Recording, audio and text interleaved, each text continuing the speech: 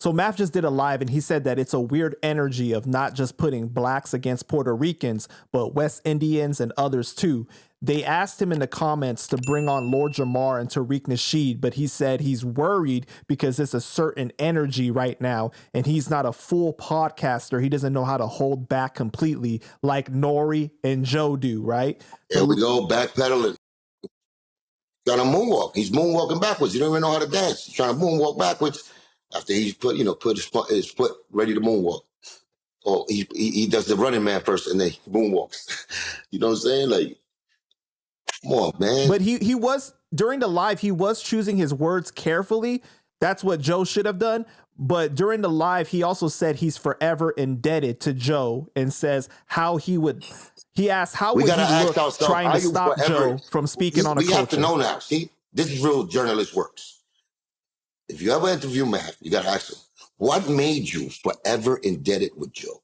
What kind of pact? What mafia finger did you cut? And or what you did? Y'all wrestled? Did y'all dick wrestle and he beat you? Like, what happened behind the scenes that it's a forever, ever relationship? You have to, even when he's wrong, you gotta make sure that you put the pillow on his head before he fucking hits it with, to the ground.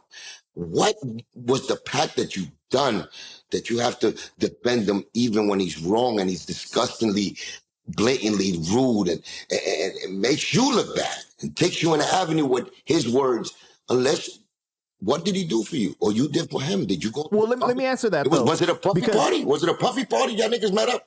And y'all niggas did the baby oil, the Math and the Beluga wrestling match? What happened? We want to know. These are what journalists are made of. Finding out the truth of why these guys got this little, Mayorta, whatever their name is, a pack with each other. Like they the bootleg mob of hip hop. Let me answer this though, okay? Because what he did say in the live was that he asked how would he look trying to stop Joe from speaking on a culture. He said that after Joe, he said after Joe came on the podcast, it catapulted him. He grew up listening to Joe, and Joe has helped him, advance in the culture. What are you talking about? Like, you had a violin and some cellos behind you. You know what I'm saying? What do you want? He put me on. He changed my life. And I'm so grateful. I'm such a dick with a cheeseburger. What do you want, man? What the fuck? All right. That's why I felt like that. He put my brother Pun on and put me on too. I felt he put me on. I gave him nothing but love like this. My brother, forever. He took me out of the hood. I gave him all his props. You know what he did? He made me feel that. He made me believe that at one point for me to sleep. Yeah. Then one day I just woke up with, some scratches in my face. And I seen him lie after that and everything. He did everything in his power to keep me down. When I would just want to do the innocent art of representing this art form called hip hop and showcasing my talent, making my family, changing my family's, class status, proving my fans proud at the end of the day, selling some records, marking my name at the end of the day in ink, saying Cuban Link was here in this hip-hop game. For black folk definitely to embrace me and say, yo, he was one of those. That's all I wanted. Now, is that merit? Did that merit a situation where he felt a certain way about me that I didn't know, and then it was uncovered in the lawyer's office where he felt I was whack? He felt maybe I was a burden to him. He wanted to skip this turn after Pun passed away because the capital gain. He knew that was a moment for him to capitalize, but it was my turn. I was standing in his way to do that.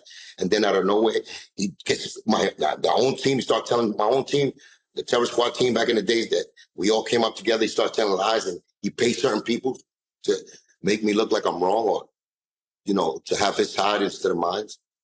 But Q, let me ask you this, okay? Wait. I ain't finished.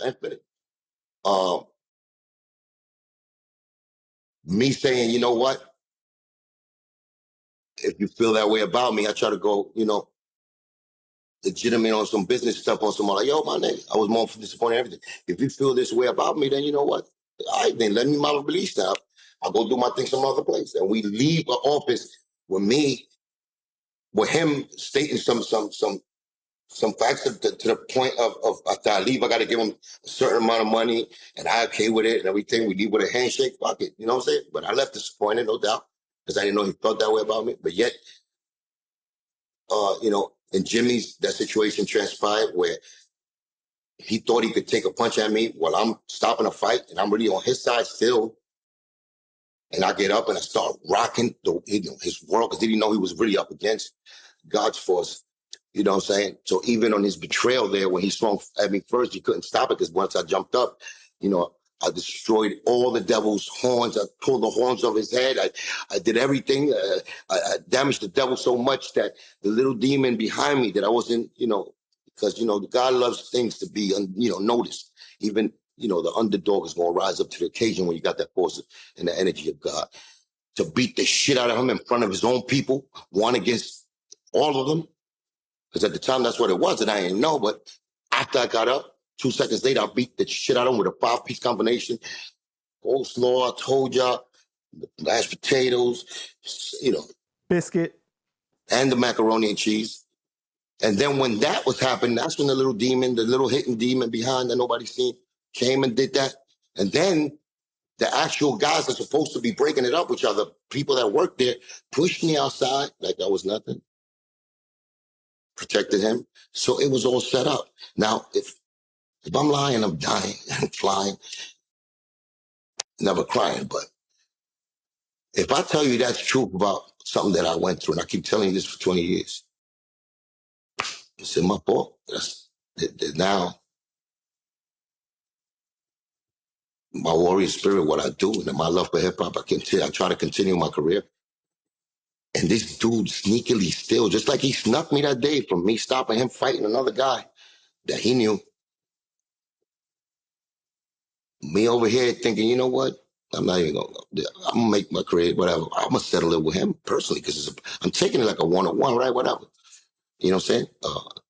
Now him using all the executives from the West Coast, from the East Coast, assassinating my character, threatening all the people, not to give me a deal. So now it's not just the fact that he did me dirty on a personal level, broke up our friendship, betrayed me on some old letting somebody else touch your brother instead of you after I started beating you up, a beef that you started because you swung first. So I do all that by the book as a real G regardless. And that's not me. I'm just a warrior when you put me in a situation. I never promoted that, but I did get down many times in front of him. He knows my character. He knows what I've done, you know what I'm saying, in the street game. So if I do all of that by the book and I play as a real G, you let that nigga cheat. And then after that, he does this to my brother, to Pun's family. He did that to me, like he was doing that to me, but he do that to Pun's family.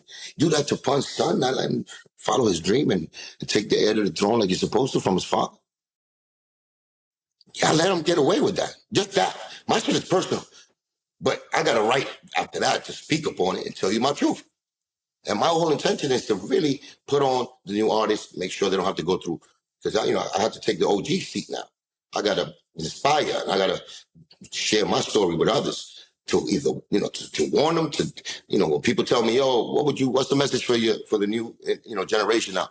I got to say that for that. But Q, can you really blame Math if that's not his personal experience with Joe, though? But it should be a story that you got to give weight to, because I went through all that, and you got to give me my time of my blood, sweat, and tears in the game, my lyrical skills that impressed you when you was the upcomer, and you want to know the other side. Being a journalist or a person in that position where you do interviews with people, you can't just, that's what happened with Angie Martinez. Angie Martinez gave Joe that seat in the Hot 97 about our story and never gave me mine. Then he never showed, that's a business, right? It's all politics, so you got to show two sides to a story. Right, but it's all politics. And then, it shouldn't be politics when it real shouldn't be, happen. But it is. When it's real situations like mine, it should never be no politics involved. If not, you got problems with me, right? Because now he got like 2 up on me. Even though it came, that situation, I'm the winner. Even though y'all feel however y'all feel, as far as Jimmy's. The fact that he swung on me first and me trying to stop a situation, he snuck his brother, supposed to be brother, was artist, or after he did that to the other guy when I'm trying to stop him. And I get up and I beat the shit out of him, and then you getting beat up and about to get knocked out, and then you had somebody from the back do that. I won that by myself. That's why I could walk around with a head. I could tell you the story. It's not like I was a victim to the point that I let myself be a victim, because he felt me. That devil that day felt me. He had to. And that fear got instilled with that left hook, the right hook that I hit him with. That's why he had to bring everybody against me. And that's the fear he has. And you know, and he took it far. He took it far in the same kind of like format with other people, is what I'm saying. He did this to other people. Just people didn't have the courage to tell the story. And I can't let the devil get away with that. I would never say the story again if you get up and go, Cuban been telling the truth all along, man. Yo, that nigga Cuban told the truth, man. Fuck that. Did that nigga dirty. So what? This the hood, nigga. This raw, nigga. I did that nigga dirty. For what? Yeah. But give me that respect. Like, that nigga, that nigga got a certain kind of power to him that he don't know how to back down when he's telling the truth. But the way that Math looks at it, right? The way that, from based off of what he said, he makes it seem like he acts like he doesn't know when he knows, man. He knows. Everybody knows that he really a hoe, but it's still telling lies to me. Everybody know that he really a hoe, and what he did was hoish acts, but they're still telling lies to me. Now he telling lies to the world about me. That's the problem I got. Like, yo, let me tell my story, man. I got a fan base. I got people that know that I'm telling the truth, that believe me. But they take in my voice and try to assassinate it so people don't make me look like the crazy guy that's telling the story over and over. Some psycho. Cuckoo. Okay, well, let me ask you this, though. Do you think that he owes you to put you on the podcast if he didn't ask Joe about you? I don't want to be in my pack. I don't want to be in Drink Champs. They show me who they are. I don't have to. And not because I don't like them. I don't think they're ready to, they're going to have a lot. When they really come to knowing the truth, like if they believe Joe, and they don't have that mentality to be like, you know, there's more to that story. Let me interview either Liza or let me interview Cuban or somebody. Maybe more me, because I've been out there and I've been an MC. So, you know, MC, I think they would want to know my take on it. But not everybody can be Doggy Diamonds. You got to give Doggy Diamonds his props that... How many times do I got to give Doggy Diamonds his props, man? Doggy Diamond, definitely. Because he don't care about the politics. Definitely. From the beginning, against all odds, he definitely did. You know what I'm saying? But Doggy Diamond could only do what he could do. That's a fact. You know what I'm saying? He can only do his journalistic work and get it. And Doggy Diamond knows in his heart and his soul what we saying is true, what Liza is saying, what Chris is saying, what I'm saying. He knows. And so many people are like Doggy Diamonds, but the system is set up for Joe to win. We got to ask questions. Why? And we got to make a change, because that's only really for the next generation coming up, man. Really for that. I don't want nobody to go through what I went through. Bottom line, at the end, I can't let that kind of crime can't get away with that. Can't get away with that. You know what I'm saying? It might be too personal for people, but how long it keeps happening? You've seen the disrespect of this gatekeeper. Y'all made him the gatekeeper after he did all of that. Y'all rewarded this dude. He was able to lie or grease those people. Don't you feel that's disgusting? I know people that feel that's disgusting. It takes for him to really show you who he is by making racial remarks and you know, putting some racial tone in his voice when he's talking about, you know, foundational Black Americans. I know his people are definitely waiting for that. I wasn't waiting for that, because at the end of the day, I know I'm speaking my truth, so that's not enough for y'all. It's cool. I could build my own. You know, I know people. I know my talent, you know, so I could take it. You know, all I need is at least give me the pipeline or avenue so I could get my own thing popping. But it's not even that. It was they blocking that. They're so powerful, they could block that just because I'm involved. And they've been doing this, and that's just a bully shit. Y'all niggas protecting the bully. You know what I'm saying? That sucks. That's why. And I beat the shit out that bully too. So it's the bully that got beat up, and now he's running. It's like a pussy. I act like I don't see the pussy running. But he's getting help from everybody that's somebody, and I don't know why they ain't backing him. I don't know why. I know why. That money talks, boy. That money talks for the devil like a motherfucker. Yeah. But people get tired of it. People get tired of when you give that somebody power. When they came in the face like, please accept me, please pick me. Then you pick them. then he starts looking at the game and people how they play, and he gets good at it because he knows how to mimic and he knows how to play. But then he does a little build, he gets his pockets a little thicker than everybody. Now he comes acting like he owns the game. Oh, I did this. People they detest people like that. That's exactly who your boy, Joe Capagina is.